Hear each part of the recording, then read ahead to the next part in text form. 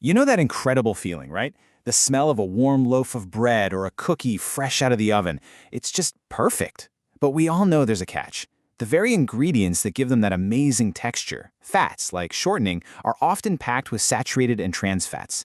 So what if we didn't have to choose? What if science could actually redesign fat itself? Well, today, we're going to see how food science is tackling this delicious dilemma. So here's our game plan.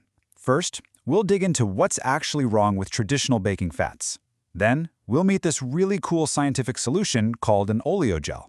After that, we're going to see how it holds up in a couple of real-world tests, a pan bread experiment, and then a cookie challenge. And finally, we'll wrap it all up and see what this could mean for the future of baking. All right, let's get right to the heart of the matter, the fats that are in so many of the baked goods we absolutely love. So things like shortening are kind of an engineering marvel, in a way. You start with liquid vegetable oil, and through a process called hydrogenation, it gets turned into a solid fat. This is what gives bread that soft, pillowy texture and cookies that perfect snap. But here's the problem. That chemical process creates a ton of saturated and, even worse, trans fats, which, as we know, have been strongly linked to heart disease.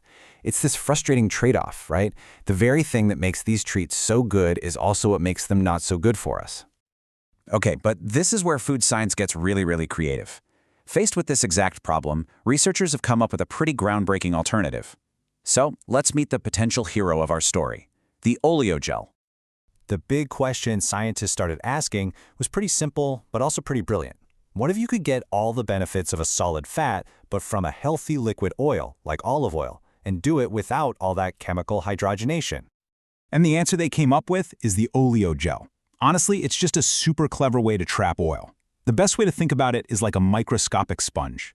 You take a tiny bit of a gelling agent, it could be something like natural plant fibers or even beeswax, and you use it to build this invisible 3D network. That network then soaks up and holds onto a huge amount of healthy liquid oil, turning it into a stable, solid-like fat. So you get the texture of a solid fat, but with the amazing nutritional profile of a healthy oil. It's pretty cool stuff. So, the theory is fantastic, right? But the real question is, how does it actually perform when you bake with it? Well, let's put it to the test. Our first case study, the pan bread experiment. In this corner, traditional shortening, and in the other, an oleogel made with olive oil. Now just take a look at this. The proof is right here. On the left, that's our control loaf made with 100% shortening. In the middle, you've got a 50-50 blend, and on the far right, a loaf made with 100% oleogel. Can you see the difference? I mean, look closely at the size, the volume. The control and the 50-50 loaf look almost identical, don't they? But that 100% oleogel loaf, it's definitely smaller. Now let's see what the numbers have to say. And yep, the data confirms exactly what we just saw. The specific volume of the 50% oleogel loaf was basically the same as the shortening one. But here's where it gets really interesting. Look at the hardness. The 50-50 loaf was actually softer on day 1. And even more impressive, look at what happened over 4 days. The shortening loaf almost doubled in hardness. It got really stale. But the 50-50 loaf, it only got about 78% harder. That means the oleogel blend actually kept the bread fresher for longer. And this is the whole point. This is the big health payoff. Even though the 100% oleogel bread wasn't perfect texture-wise, when you look at its nutritional profile, the potential is just incredible. Compared to the shortening loaf, it had a massive 52% drop in saturated fat and an absolutely stunning 76% drop in trans fat. I mean, that's a total game changer.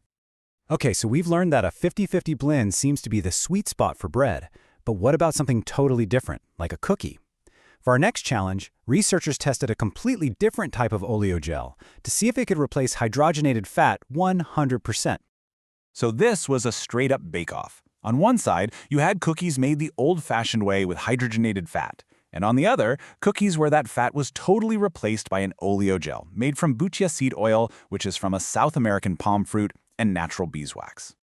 And the results here were, well, they were fascinating. Just look at this. The oleogel cookie was way softer. It also lost less moisture when it was baking, which means it was a moisture cookie. And its specific volume was much higher, suggesting a lighter, airier texture. Pretty much across the board, the oleogel cookie wasn't just a good substitute. You could argue it was actually better. And hey, don't just take my word for it. The researchers themselves summed it up perfectly. They said the oleogel cookies basically had a better texture and structure than the ones made with the traditional stuff. That is a huge win for this technology. So after throwing down in both bread and cookies, what have we actually learned here? Let's zoom out and take a look at the big picture for the future of baking. So, what's the bottom line here? First off, oleogels absolutely work. They can replace those unhealthy solid fats, but it's not always a simple one-for-one swap. The recipe is everything. Remember how the 50% blend was the magic number for bread? We also saw that sometimes they can actually improve the texture, keeping things fresher for longer. The nutritional benefits? They're undeniable. We're talking huge cuts in the bad fats. And the fact that we saw success with 2 different kinds of oleogels just shows how versatile this tool could be for the whole baking world. And that leaves us with a really exciting final thought.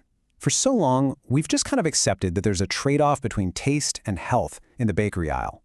But with innovations like oleogels, maybe that's a choice we won't have to make for much longer. The question isn't really if we can make our favorite treats healthier anymore, it's how soon they're going to be on our shelves.